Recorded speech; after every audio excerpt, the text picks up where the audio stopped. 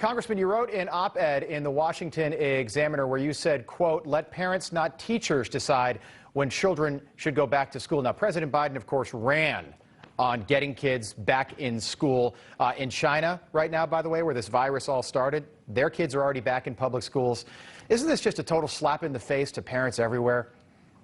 Well, it really is. When you look at it around the world, we're the last nation really to start opening up schools. And it varies by state. I mean, in Florida, for instance, Governor DeSantis has done a great job. He said, basically, we're going to give the parents the options, and we're going to go back to daily in-school, in-person learning by these kids.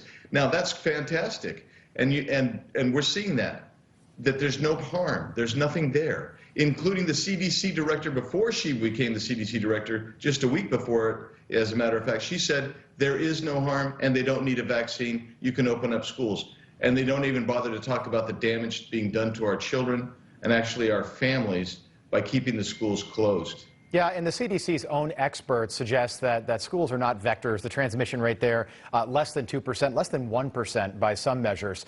Florida right now, Arizona's done a good job. Florida, though, seems like the shining city on a hill when it comes to this. Kids are playing sports. There's after-school programs that are open, and it's all been like that since August when the school year started.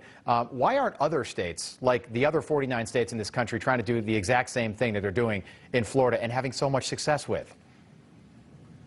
Well, part of it is because of we've done a great job of engendering fear in the populace. I mean, people are just scared to death. And so, they're not getting the real science and data out on this. That's the first thing. The second thing is you have, in a lot of these blue states, they like to use the COVID in and of itself to control people, and that's what it becomes about. It's not about the science. It's not about freedom and letting people make choices and mitigate the risk themselves and make those determinations that we deal with everything else and every other disease. So what they do is they allow these lockdowns. Look, I just read an article, Rob, about a school district that is requiring its band. Each member of the band has to be in its individual bubble tent in order to play the instrument.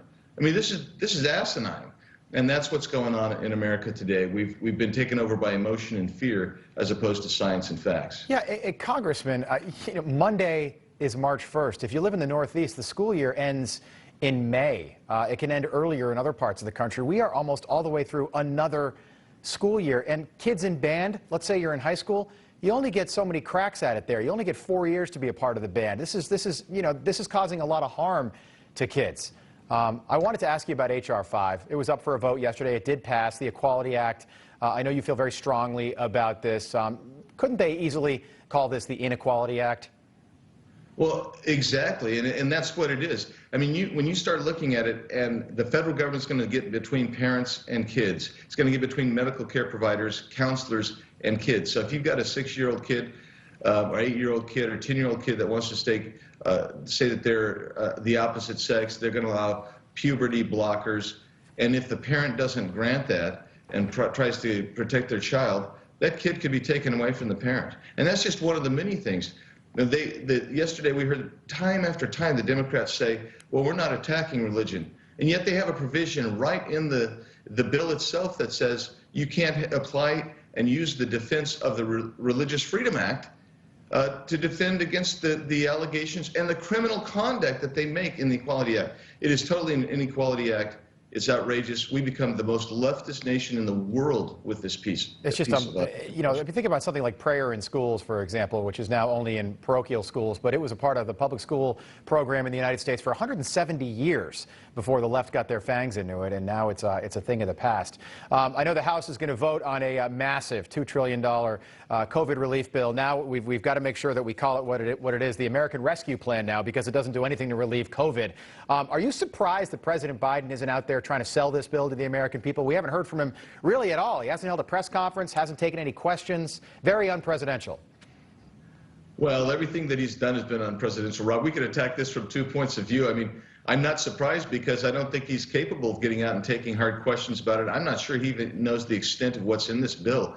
But we have fewer than 9% of the bill goes to COVID relief, and the rest of it are things like bailing out blue states and retirement plans that are from poorly run cities and states. You got things like we're going to bail out the National Endowment of Arts and National Endowment of Humanities. We're going to send money over hundreds of millions of dollars, mind you, overseas. We're going to test and see what COVID, what dogs and cats and animals are more susceptible to getting sick from COVID, if any. We're going to spend $400 million on that. This is just a larded up package.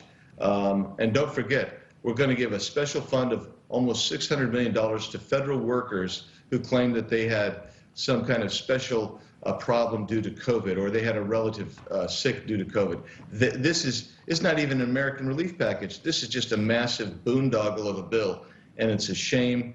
And it's disgusting, quite frankly. Yeah, I'm glad to hear you say that. 90% of the money in this bill goes to things that are not related to the coronavirus. And $1,400, while I'm sure Americans are going to welcome a little extra money to help out in this tough time, $1,400 really does not go far enough. This bill is it's an insult to the American people who, by the way, have been waiting for this bill, I know, since before the election. Almost the same thing was on the table, without the pork.